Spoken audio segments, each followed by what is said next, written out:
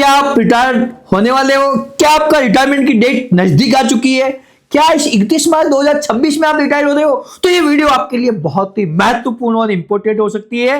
इसके माध्यम से आप अपना रिटायरमेंट का पर्पस पीसफुल लाइफ के साथ, वंडरफुल लाइफ के साथ अच्छे से बिता पाओगे और नेक्स्ट जनरेशन के लिए भी एक्स्ट्रा ऑर्डिनरी वेल्थ छोड़ के जाओगे। बट कंडीशन है कि आपने अपने आप को अभी भी ट्रेडिशनल सोच में रखा है, ट्रेडिशनल इन्वेस्टमेंट प्लान में रखा है, या पुरानी विचारधारा के अकॉर्डिंग आप निवेश करने वाले हो, या Jain ji new technology, new thought process, let suppose कि नोकिया और स्मार्टफोन वाले जमाने के अंदर आप आ चुके हो।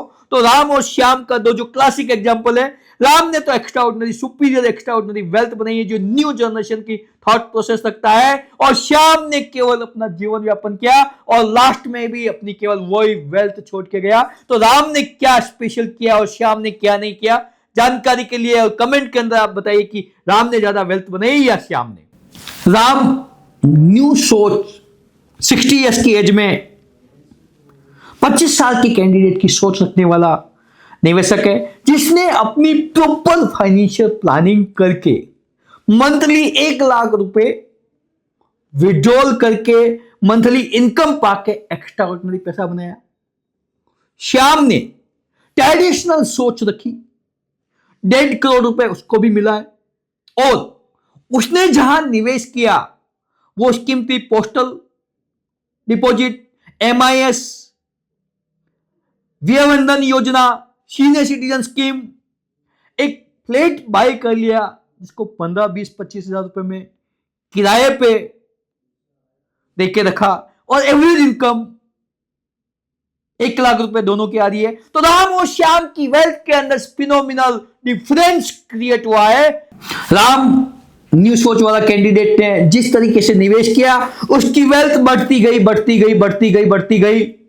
हिस्टोरिकली डाटा की तरफ जाके देखें तो 1.5 करोड़ रुपए निवेश किया, मंथली 1 लाख रुपए लेता रहा, तो 7 साल बाद उसका 47 लाख रुपए का प्रॉफिट था।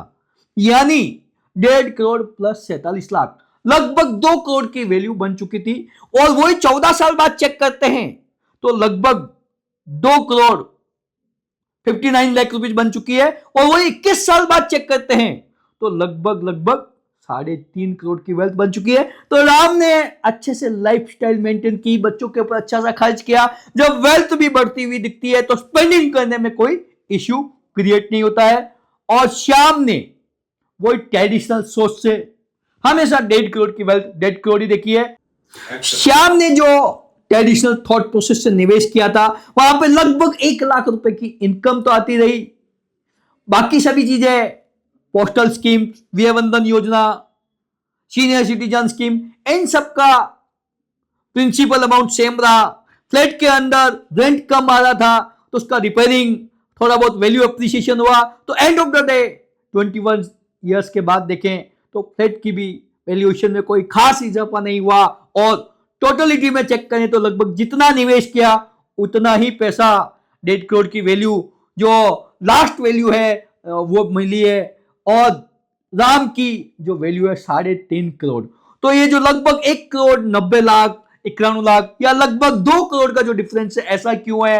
राम ने अपना पैसा 21 साल पहले 2004 के अंदर उसने म्यूचुअल फंड की हाइब्रिड इक्विटी कैटेगरी में डाला, पोर्टफोलियो को समय समय पर रिव्यू करता रहा, और SWP के माध्यम से मंथली 1 लाख रुपए लेता रहा।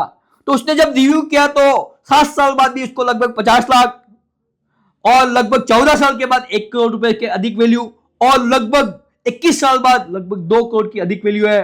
और श्याम ने जो ट्रेडिशनल इन्वेस्टमेंट किया इसका वैल्यू बहुत ज्यादा इंक्रीज नहीं हुआ है, और राम ने अपनी करंट लाइफस्टाइल भी बहुत अच्छे से जी, और नेक्स्ट जनरेशन के लिए भी ह्यूज पैसा छोड़ के जाएगा जब भी उसके 100 ईयर्स होंगे। तो आपको भी आपकी रिटायरमेंट की सॉलिड प्लानिंग के लिए आज ही कनेक्ट करें। हम आपको बेहतरीन अवेलेबल फंड्स के बारे में जानकारी और एजुकेशन देंगे।